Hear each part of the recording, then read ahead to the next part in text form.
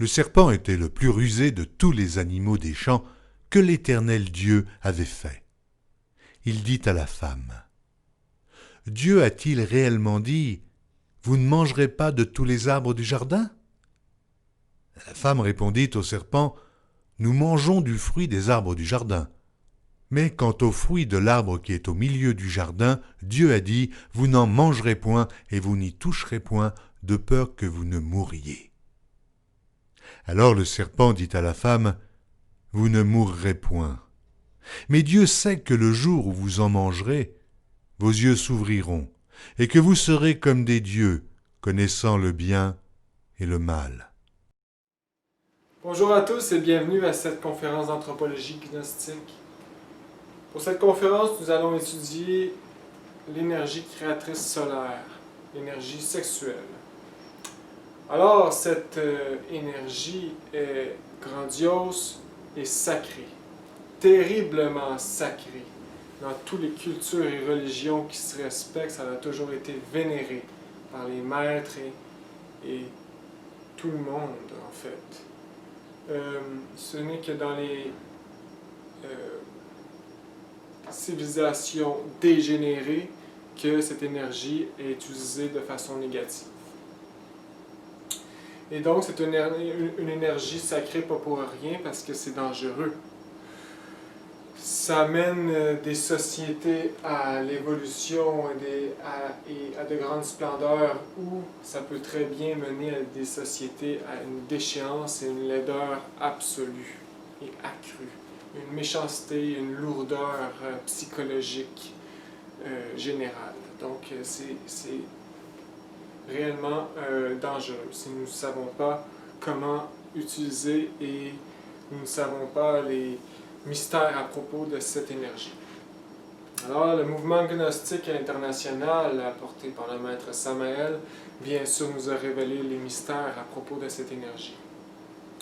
Et comme par hasard, c'est le mystère, le premier mystère, c'est la grande révélation, le grand secret qu'on appelle, le grand arcane. Donc, c'est un grand secret. Dans les religions passées, cette connaissance était révélée de maître à disciple, donc de bouche à oreille, et il ne fallait pas le dire, c'était secret. Par exemple, en Égypte, dans la gloire de l'Égypte, si on révélait le grand arcane, eh bien, on était sacrifié. Peine de mort. Au Moyen-Âge aussi, c'était une peine de mort.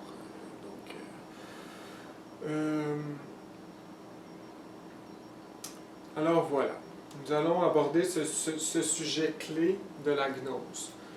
Donc la sexualité est la clé de l'éveil de la conscience. C'est avec cette énergie-là que le néophyte doit travailler. C'est l'énergie principale, en fait, qu'il doit travailler. C'est l'outil principal. Alors, il nous faut acquérir une certaine connaissance. Et ensuite, une volonté pour la mettre en œuvre. Alors, cette énergie, le grand secret, c'est qu'elle peut se transmuter dans le corps humain. Elle peut se transmuter, se transformer et nourrir l'organisme. Donc, c'est l'énergie qui nourrit les chakras, qui nourrit tous les corps subtils, donc le corps astral, mental, les causales, bouddhique, atmique, les 7 corps, et voilà. Donc, il y a 2 options. Il y a la première option,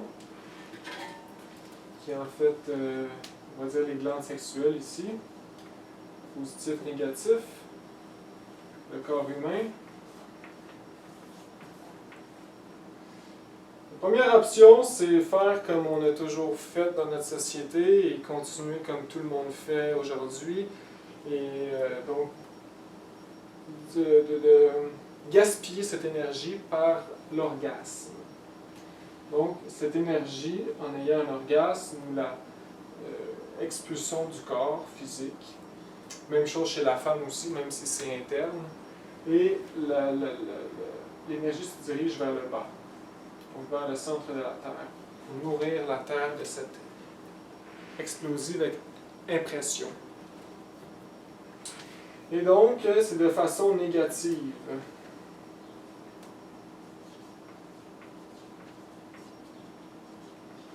Donc, nous gaspillons notre énergie. Et cette technique pratiquée couramment dans cette société est désastreuse, bien sûr. Ça anéantit, détruit les corps internes, ça sépare l'âme, ça fracture l'âme. En fait, ça crée l'ego. Qu'est-ce qui crée l'ego? C'est le péché originel. C'est c'est l'orgasme, le péché originel, la pomme dans Adam et Ève. Et donc, voilà, ça nous rend absolument inconscients. Donc, nous avons toutes perdu les facultés de l'âme, donc la clairvoyance, clairaudience, l'intuition, la télépathie, le rappel de nos vies passées, tout ça c'est perdu aujourd'hui. Parce qu'avec avec notre karma que nous avons accumulé, nous avons atrophié nos corps internes. Et c'est qu'est-ce qui crée aussi la fragilité du corps humain. Donc, toutes les maladies, le cancer vient du karma, c'est le karma des fornicateurs. Donc, ça fragilise vraiment l'âme et le corps physique.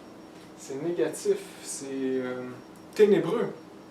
Comme le maître Samael dit à plusieurs reprises, et avec grande raison, c'est pas compliqué la gnose. Vous répandez votre énergie sexuelle, vous êtes un ténébreux, et vous transmutez, vous êtes vous travaillez pour la magie blanche, pour la loge blanche. Donc c'est là vraiment le centre de la croix, votre choix ici et maintenant. Vous faites ce que vous voulez de votre énergie.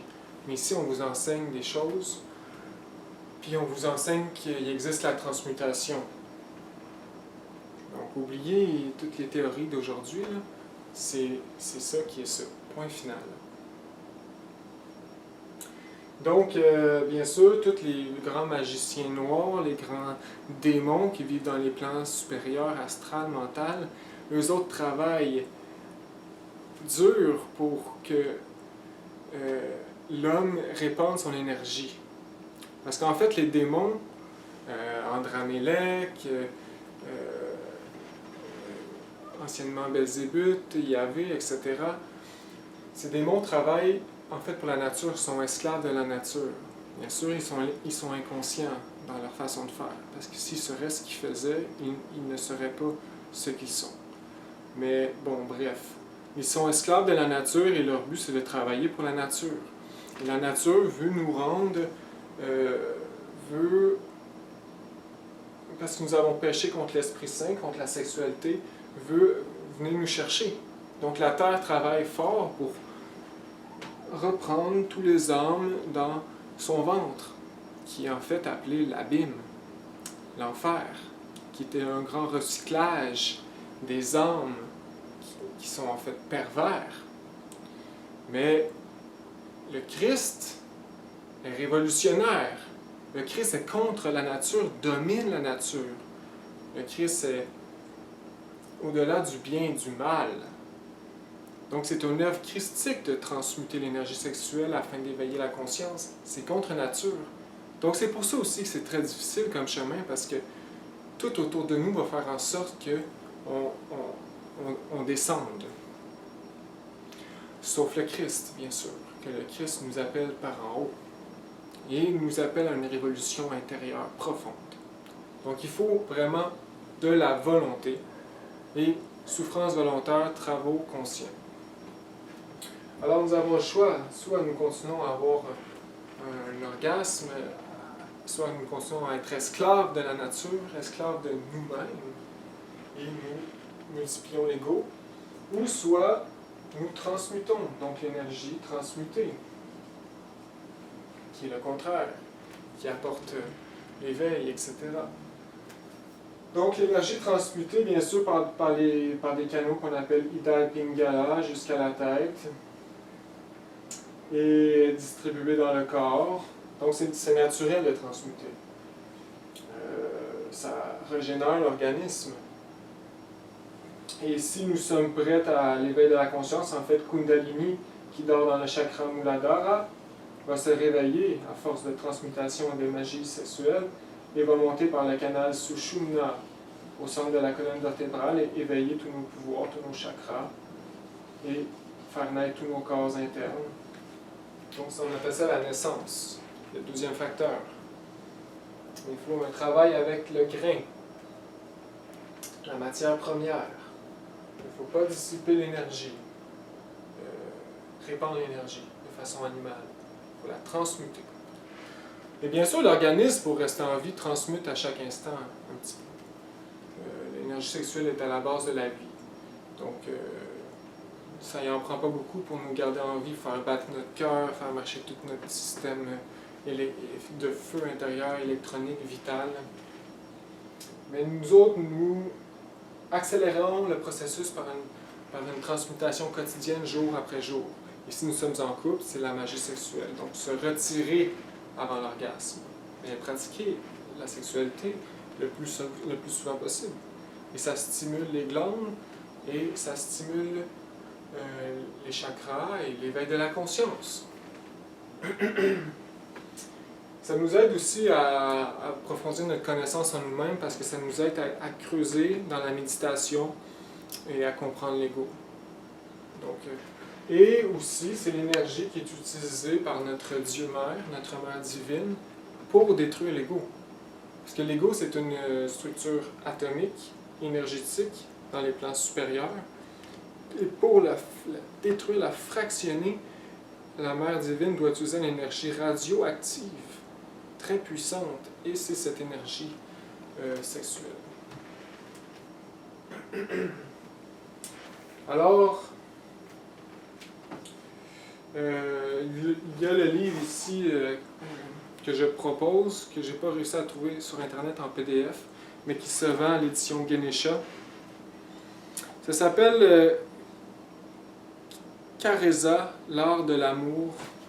Et c'est un livre vraiment de façon pratique qui nous aide à comprendre notre lien, le comment faire en couple, comment bien, c'est l'art de l'amour, ça veut dire comment bien exécuter ces pratiques de magie sexuelle en couple. Parce qu'il nous faut vraiment une reprogrammation à cette nouvelle connaissance, ces nouvelles pratiques. Donc, il y a plusieurs pratiques de transmutation, dont le pranayama, que je vais donner à la fin un exercice sur un papier. C'est un exercice de base de transmutation, mais aussi on peut transmuter, par exemple, en restant en rappel de soi, c'est très bien, ça économise nos énergies, nous ne sommes pas dissipés dans le mental et partout ailleurs. Donc, rappel de soi, la méditation, les mantralisations. Mantraliser, c'est tirer l'énergie du centre sexuel et le distribuer dans les chakras, si nous faisons des mantras pour l'éveil de les chakras. Écouter de la musique classique, c'est très bien, faire circuler l'énergie positivement, prendre une marche dans la nature. Donc on transmute vraiment tout le temps. Mais si on fait les choses comme il faut, on transmet de façon vraiment positive. Et faire des pratiques ésotériques, bien sûr. Transmute. L'idéal, c'est en couple. En couple, c'est, comme le maître Samael dit, le chemin, il faut passer par le couple, avec l'âme sœur. Ça se fait à deux. Mais quand on est célibataire, il faut travailler à un jour avoir le dharma de trouver l'âme sœur. Mais nous travaillons solitairement à la transmutation, quand même. Nous nous préparons. Et donc, dans le livre Transformation radicale du maître Samael, il y a des pratiques aux célibataires très, très efficaces, sûrement les plus efficaces, tellement que même si on est inconscient, on peut même réussir à rajeunir le corps. Donc il prend l'exemple d'un colonel en Inde qui cherche la place où il enseigne ses techniques. Et le colonel, il avait au-dessus de 70 ans, barbe grise et tout, se rend dans l'Himalaya, il trouve en fait ce temple et il vit et étudie et pratique dans ce temple pendant 4 ans. Et quand il retourne voir son ami en Inde, son ami ne le reconnaît plus. Il est passé de 70 ans à 30 ans environ. C'est un livre intéressant.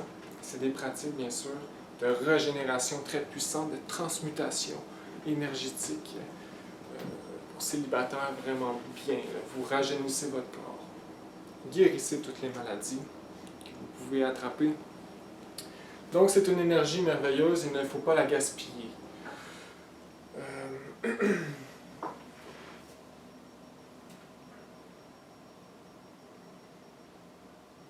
Alors voilà, le chemin, c'est l'amour. Premièrement, l'amour envers nous-mêmes. Il faut s'aimer beaucoup pour sacrifier et changer nos habitudes. L'amour aussi par rapport à la femme, la respecter et respecter la sexualité. Voilà. C'est dommage, aujourd'hui, nous sommes rendus vraiment, la société très, très dégénérée. Nous sommes rendus vers la fin. Nous sommes à l'âge de fer et bientôt c'est la fin de la race, 5e race. Et nous pouvons vraiment l'observer dans le comportement envers la sexualité. Donc aujourd'hui, les gens sont très pervers. Les jeunes aujourd'hui, de la naissance, n'ont aucune éducation sage de cette énergie et sont perdus en eux-mêmes avec une telle énergie. Les parents ne leur enseignent rien et personne ne le connaît en fait. Et qu'est-ce qui arrive, c'est que l'impulsion sexuelle dans l'adolescence d'un jeune et le travail intérieurement. Et le jeune perdu se tourne vers les connaissances qu'il acquiert autour de lui. Et donc, c'est négatif.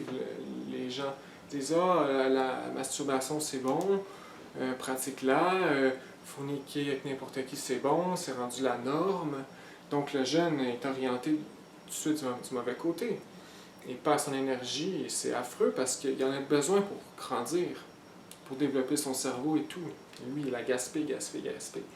Donc, on détruit les jeunes générations. En fait, c'est les ténébreux qui détruisent, bon, pas juste les ténébreux, c'est le karma mondial. Et